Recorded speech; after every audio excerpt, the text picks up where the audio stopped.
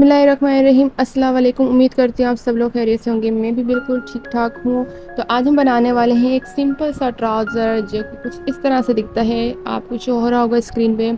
ये मैंने ट्राउज़र बनाया है और इसकी फुल स्टिचिंग मैं आज आपको सिखाऊंगी। मैंने कटिंग पहले से करके रखी थी और कटिंग की वीडियो पहले से मेरे यूट्यूब चैनल पे मौजूद है। तो सबसे पहले हम इसकी पीस अलग अलग कर लेंगे, बैक और फ्रंट का पीस अलग कर लेंगे। इसको स्टिच करने का थोड़ा सा डिफरेंट तरीका है, इसलिए क्योंकि अगर जिस तरह से मैं आपको बता रही हूँ इस तरह से आप स्टिच करेंगे तो आपके ट्राउज़र उचकेगा नहीं, मतलब ऊपर नहीं जाएगा। आपका ट्राउज़र इस्त्री में भी बिल्कुल सेट रहेगा और पहनने में बिल्कुल सेट रहेगा। तो सबसे पहले हमने बैक साइड का पीस रखना है, उसके बाद हमने फ्रंट साइड का पीस रखना है। जैसे कि आप देख रहे हैं मैंने फ्रंट साइड ऊपर रखी है और बैक साइड नीचे रखा है, दोनों को मैंने दरमियान में फिक्स कर लिया। अब मैं स्टिच करूँगी। मैं इस पे एक बुट की सिलाई नहीं लूँगी, मैं एक बुट से थोड़ी सी ज़्यादा ही लूँगी क्योंकि ये एडजस्ट किनारी थी तो इसमें थोड़े से डॉट डॉट आते हैं जो कि कपड़े में आते ही हैं साइड पे, तो उसको कवर करने के लिए मैंने ज़्यादा स्टिच किया है और इस वजह से मैंने कपड़ा भी एक्स्ट्रा ही रखा है। जैसे कि आपको नज़र आ रहा होगा हमने फ्रंट और बैक किस तरह से रखा है, तो आपने भी बिल्कुल इसी तरह से दोनों पीसेस को रखना है और स्टिच करना स्टार्ट कर देना है। स्टिच करते हुए आप ख्याल रखना कि आपने सिलाई बिल्कुल स्ट्रेट लेनी है, आपने लेयर नहीं खानी, क्योंकि जैसे मैंने कटिंग की है अगर आप भी इसी तरह से कटिंग करेंगे तो आप उसके अकॉर्डिंग ही सिलाई करेंगे। उससे अगर आपने जैसे कि मैंने तिरछी कटिंग की है तो आप तिरछी ही सिलाई करेंगे। इससे क्या होगा, अगर आप थोड़ी सी भी सिलाई में फ़र्क करेंगे तो आपकी इस्त्री करते वक्त पता चल जाएगा कि आपने सिलाई पर फ़र्क किया है। तो जहाँ मैंने मार्क लगाया था उसके अकॉर्डिंग मैं स्टिच कर रही हूँ। हमने बॉटम तक इसी तरह से सिलाई करनी है जैसे मैं अभी कर रही हूँ।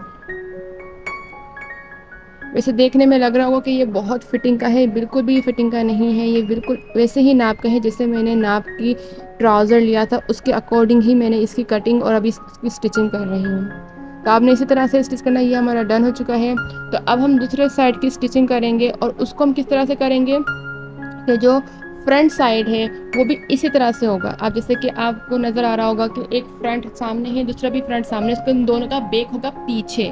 तो इसी तरह से कुछ इस तरह से लुक आएगा स्टिच होने के बाद। तो अब हम दूसरे साइड की स्टिचिंग करेंगे तो इसको भी हम इसी तरह से करेंगे कि हमने इसका बैक रखना है, उसके बाद उस पर हमने फ्रंट रखना है। आपको नज़र आ रहा होगा मेरे कैमरे में मैंने कवर करने की कोशिश की है। आई होप आपको समझ में आ रहा होगा। अब हम इसकी दूसरी तरफ से सिलाई करेंगे। इसको स्टिच करना थोड़ा सा डिफरेंट है क्योंकि मैं इसको स्टिच दोनों साइड से बंद करने के बाद करूँगी। अगर आप नोटिस करें कि अगर हम आर्म होल की स्टिचिंग करते हैं तो हम क्या करते हैं, अगर कोई रेडीमेड होता है तो उसकी एक ही ओवरऑल सिलाई होती है, स्लीव से लेकर हिप तक की सिलाई एक ओवरऑल होती है, चाकू तक के ओवरऑल होती है। लेकिन अगर हम दर्जी सिलवाते हैं या फिर हम अच्छी ब्रांड के कोई सूट लेते हैं तो उसकी सिलाई ऐसी नहीं होती। उसकी पहले फिटिंग की सिलाई होती है, उसके बाद जॉइंट होते हैं स्लीव। इसी तरह से ट्राउज़र में भी यही होते हैं कि आप अलग अलग ट्राउज़र पहले दोनों स्टिच कर लेते फिर उनको एंड में जॉइंट करते। इससे क्या होगा, आपका ट्राउज़र उचकेगा नहीं, बैठने उठने में कोई भी परेशानी नहीं होगी। तो ये हमारी स्टिच हो चुकी है। तो अब मैं अलग अलग ट्राउज़र को बंद करूँगी।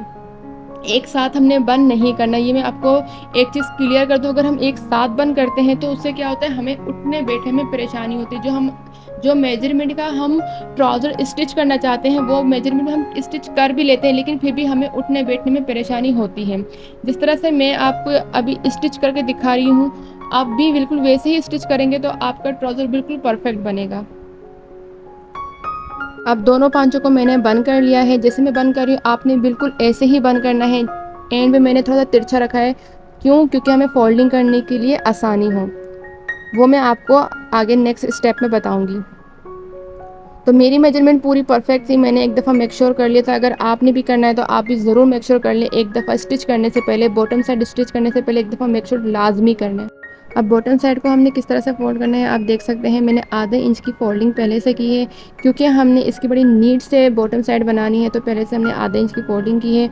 और जहाँ हमारा निशान था चौक का, हमने वहाँ से थोड़ा सा प्रेस किया है क्लीपर से और फिर हम इसको टर्न करेंगे तो वो ईजिली टर्न हो जाएंगे, जैसे कि आपको शो हो रहा होगा। ये मैंने टर्न कर लिया है। हाथ की मदद से इसको थोड़ा हम हाथ से प्रेस करेंगे ताकि ये फिक्स हो जाए थोड़ा, ताकि हम आसानी से इस पर स्टिच कर सकें। अगर आप ये मेथड यूज़ करके बॉटम साइड बनाते हैं तो मैं बिल्कुल श्योर हूँ कि आपके उठने बैठने में कपड़ा उचकेगा नहीं, खींचेगा नहीं, कोई परेशानी नहीं होगी जो आती है ट्राउज़र में। तो आप स्टिच करने से पहले दोनों साइड की जो हमारी स्टिच की सिलाई है उसको भी बीच में से सेंटर करके उसको भी प्रेस कर लें, जैसे कि आपको नज़र आ रहा होगा। ऐसे लाजमी करें, इससे क्या होगा कि आपकी जब इस्त्री करेंगे तो आपकी एक लुक आएगा बहुत खूबसूरत। साइड का लुक जो आता है इस्त्री करने के बाद वो बहुत खूबसूरत लुक आएगा। हाथ की मदद से हमने प्रेस करना था, कर लिया। अब हम इसकी स्टिच करेंगे। जो एक लाइन बनी थी हमारी प्रेसिंग से उसको हम अकॉर्डिंग साथ साथ सिलाई भी करेंगे ताकि हमारी वो लाइन बनी रहे और हम उसके अकॉर्डिंग ही सिलाई करें। उससे आउट होगी तो हमारी जो शेप होगा एक राउंड सिलाई का वो आउट हो जाएगा। मैंने इस पर कोई आयरन नहीं किया, बस हाथ की मदद से मैंने इसकी प्रेसिंग की थी और स्टिचिंग करने स्टार्ट कर रही हूँ। और आपने इस पे थोड़ी सी भी जल्दबाजी नहीं करनी क्योंकि ये बॉटम साइड है, इसकी सिलाई थोड़ी टेढ़ी मेढ़ी होगी तो फिर मसला होगा, क्योंकि हमें इसी सर्कल पे हमने सिलाई लेनी है। हमें कोई ओवरऑल हमें ओपन बॉटम साइड नहीं मिला तो हमें इसी सर्कल पे सिलाई करनी है, तो हमने बहुत आराम से सिलाई करनी है।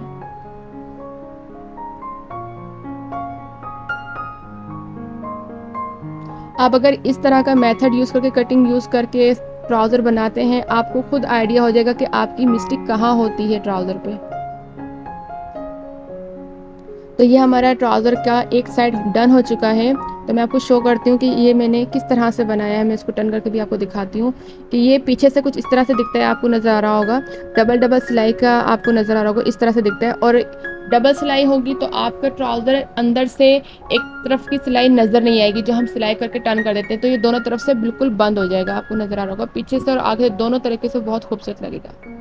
दूसरे साइड का भी मैंने ट्राउज़र का पांचा बना लिया था। अब हम क्या करेंगे, इसको बंद करेंगे। और बंद करने का तरीका कुछ इस तरह से है कि हमने एक साइड को टर्न कर देना है और एक साइड को उल्टा ही रहने देना है। तो जो उल्टा रहने देना उसके अंदर हमने सीधे साइड वाला डालना है, यानी कि जिसको हमने सीधा किया था।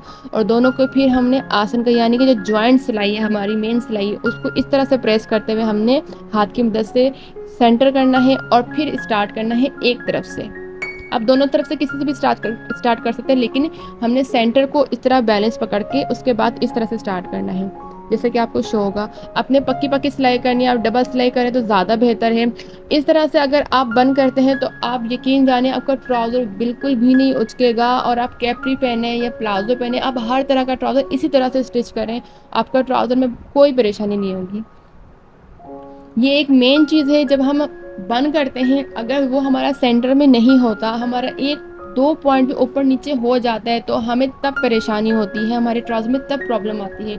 अगर हम इसी को सॉल्व कर लेंगे तो हमारी परेशानी नहीं होगी। वैसे तो ये एक बेसिक सा ट्राउज़र है, लेकिन इस बेसिक से ट्राउज़र को हम अगर वेयर करते हैं और हमें कंफर्ट नहीं फील होता तो फिर फ़ायदा क्या है इस चीज़ का। तो आप डिज़ाइनिंग वाला ट्राउज़र बनाएं या फिर सिंपल बनाएं, मेथड यही होगा तो आपका ट्राउज़र आपको कंफर्ट लगेगा, आपको कहीं उचकेगा नहीं। मैं कोशिश यही करती हूँ कि मैं अपनी वीडियो में बेसिक टू बेसिक चीज़ जो है आपको डिटेल में समझा सकूँ कि ये छोटी मोटी मिस्टेक होती है जिसकी वजह से हमारी पूरे ट्राउज़र जो होते हैं वो फिर मज़ा नहीं करते पहनने में, और फिर वो बिल्कुल भी हमें समझ में नहीं आते कि हम कहाँ से सही करें कहाँ से गलत करें। तो मैं पूरी कोशिश करती हूँ कि अपने वीडियो में हर चीज़ कवर करके आपको बेसिक से समझा सकूँ स्टेप बाय स्टेप। तो आपको नज़र आ रहा होगा कि अब ये जो चीज़ें मैंने आपको दिखाई ये बिल्कुल सेंटर में होनी चाहिए हमारे आसन की। ये दोनों तरफ से स्टिच हो चुका है। इंशाल्लाह अगर आपको बेल्ट भी सीखना है तो मैं आपको नेक्स्ट वीडियो में ज़रूर सिखाऊंगी। अब मैं आपको इसका फाइनल लुक दिखाती हूँ, लेकिन उससे पहले आप देखें मैंने अभी आयरन नहीं किया, इसका बिल्कुल एक स्ट्रेट शेप बन गया है बिना आयरन के भी। और ये अभी मैं आयरन करने के बाद भी आपको दिखाऊंगी तो आपको इसका फाइनल लुक अभी नज़र आएगा। आई होप आपको ये मेरी वीडियो पसंद आई होगी, इससे कुछ आपने सीखा होगा। अगर वीडियो पसंद आई तो मेरी वीडियो को लाइक करें, कमेंट करें, शेयर करें, सब्सक्राइब करें और थैंक यू फॉर वॉचिंग।